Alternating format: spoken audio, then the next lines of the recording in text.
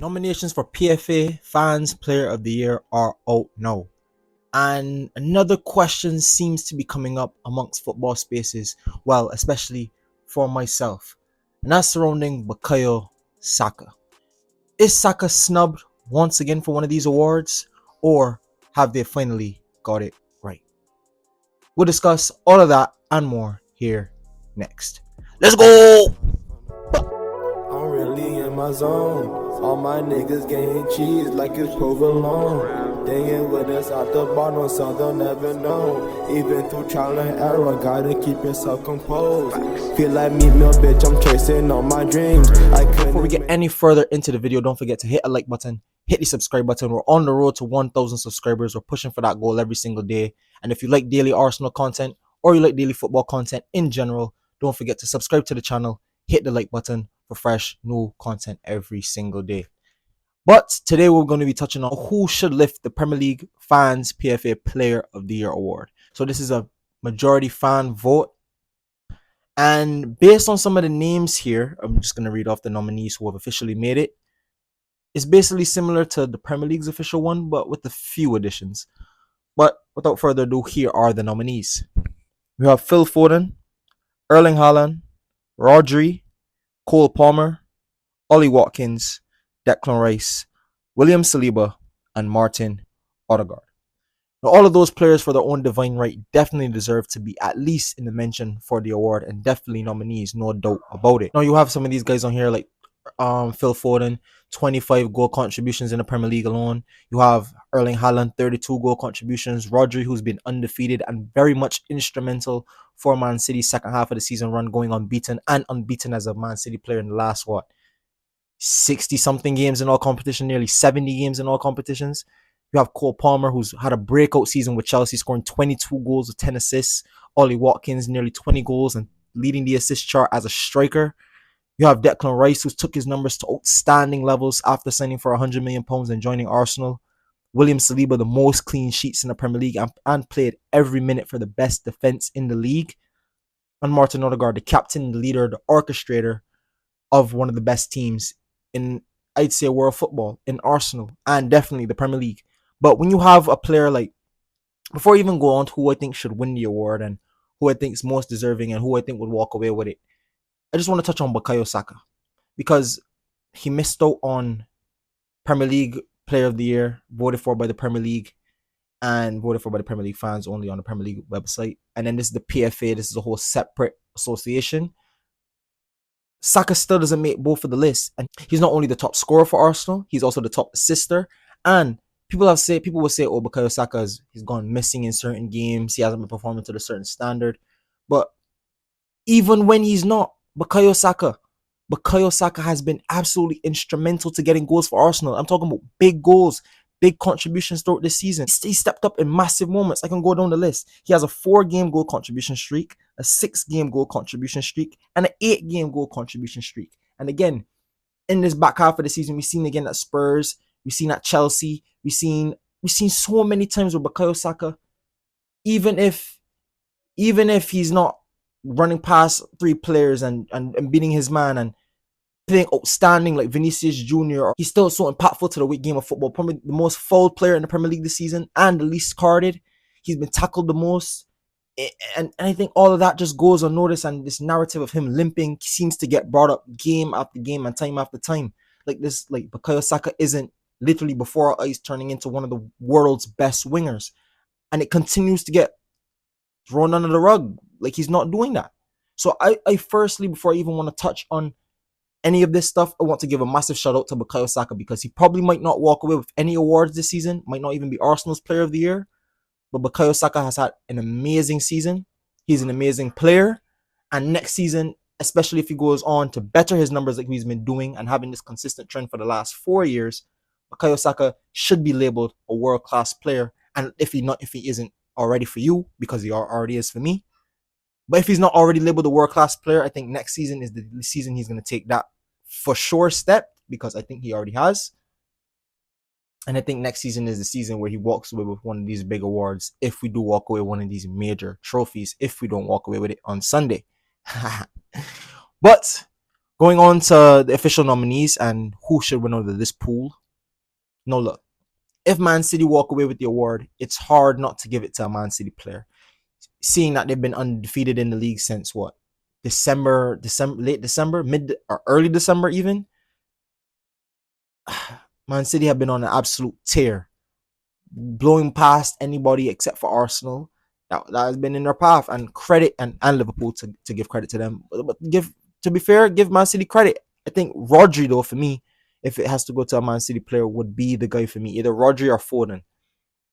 Because when we beat Man City earlier this season, they didn't have Rodri, and we saw Arsenal get a hold of that midfield a little bit. And even though we only won the game 1-0 on a deflected goal and it was tight margins, very slim margins, I thought that game we really started to see cracks in Man City that we weren't able to see throughout the back half of this season and as well as in the earlier that season. I think without Rodri in this Man City team, it's a way different team. The way they keep the ball, the way they move the ball forward in between the lines, the way they're able to destroy players before it even gets to their back line.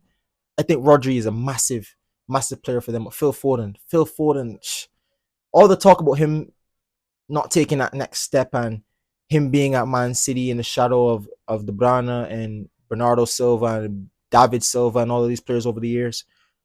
Phil Foden has stepped into his own and shown the world that he's a world-class player. He's been absolutely outstanding.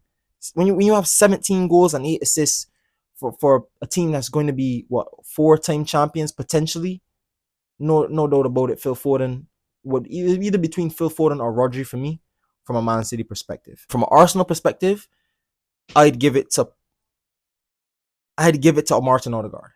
Martin Odegaard or Declan Rice. No, I know previously I said Declan Rice because I think that's who is going to get given to if Arsenal player does walk away with the award. I think it's gonna go to Declan Rice just because of how good he's been performing. He's been consistent throughout this season. He signed for 100 million, and nobody expected him to be this good, especially in terms of not only defensively, because we knew he was a very good defensive midfielder, but the way he's able to take that next step in his game and become that progressive midfielder, I think has been absolutely outstanding for Declan Rice. He has 7 goals and 9 assists in the Premier League this season. We see him taking set pieces for Arsenal. Scored a world-class goal against West Ham, his former club, in a 6-0 thrashing, Arsenal's biggest ever away victory. Hey, listen, when you have a player like that doing things like that in his first Arsenal season, it's hard not to give him Player of the Year. But William Saliba and Martin Odegaard have been outstanding. William Saliba, 18 clean sheets next to Gabriel Magalhaes with David Raya behind them and across that back four. Whoever came in, once it was William Saliba and Gabriel together, that duo proved to be probably the most solid duo you can have in Premier in right now in the Premier League.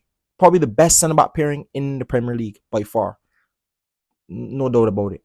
And all of those rival fans and all of those other fans that were saying, oh, when we were talking about how William Saliba was such a big miss to this Arsenal squad at the back end of last season, I think, no, you really see it more than ever. Know that William Saliba has played not only every game for Arsenal, but every minute for Arsenal in the Premier League this season.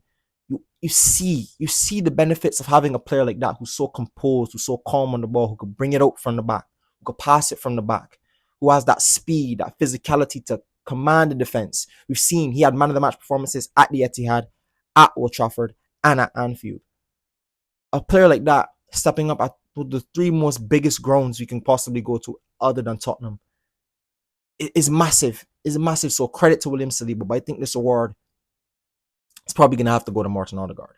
Either between Odegaard or Declan Rice, like I said, because Martin Odegaard, the way he is able to play the game, dictate the game, control the game. And when you see games like Chelsea at home, when he's able to have that freedom with Thomas Partey back in the squad or someone who's able to sit with Declan Rice next to him and allow him to progress forward as a 10, allow him to be more free-flowing and more open in play, we see how quality Martin Odegaard is.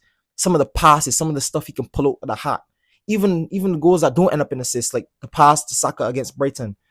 Like, outstanding quality from Martin Odegaard. And listen, I think whoever wins this award is probably going to be the Premier League winner as well. So if Arsenal do miraculously walk away with this Premier League title, I think it probably go to Declan Rice. But Martin Odegaard would be, for me, who I'd like to see lift the award, because I think he's gone, unnoticed, especially the first half of this year, when Arsenal weren't to their fluid best and we weren't putting the ball in the back of the net. I think Martin Odegaard's ability and quality was looked past a little bit due to our lack of scoring in the earlier half of the season. But I think especially since we came back from that mid-season break, we've seen the quality of Martin Odegaard on full display. He's been absolutely outstanding. So for me, if from an Arsenal perspective, who I'd give it to, I'd give it to either Rice or Odegaard. Preference would be Odegaard, but I think Rice will get it. Like the same thing. I think Rice will get it for the Premier League player of the season, just due to the fact of the narrative around him, the quality he's brung, and the stats he's put up. He's just gotten better since he joined Arsenal. So if a player signs for 100 million with so much hype around him, the disrespect would have been way louder than the praise. So take the praise, whoever you guess. Declan Rice has been quality. I'd like to see Martin Odegaard get it. Saliba definitely deserves it. Same thing for Rodri and Foden and Haaland, who's the top scorer of the league. Everyone on this list definitely deserves to be there, but hey, listen, it can only go to one person. So we'll see who wins this award. But Bukayo Saka, again, let me know down in the comments below if you think Bukayo Saka is snubbed from this award, because I think when you have the player who's been fouled the most in the league, but still have probably one of the highest goal contributions this season, still performed outstandingly for Arsenal with goal contribution streaks game after game after game. Hey, listen, how could he be overlooked? How for a second straight season, how could he be overlooked? Yes, I know he won Young Player of the Year last year, but I think this year he's even gotten better. So to get better and not get any awards, and still people say you're not world class, hey, listen. I think Saka knows what he has to do. He has to come back next season even better to prove the doubters wrong again. And that's just his life. That's what he has to do. And that's what Arsenal have to do. But yes, guys, leave in the comments down below who you think should win this award. Do you think Saka was snubbed? And let me know in the comments if you think anyone else was snubbed. Probably Isak. Was Isak snubbed? Was any other names you also want to bring into this? Gabriel Magalhaes. All shows that you can leave in the comments down below. Like I said, don't forget to like, comment, and subscribe. We're on the road to 1,000 subscribers. And I'll catch you guys in the next video. Peace.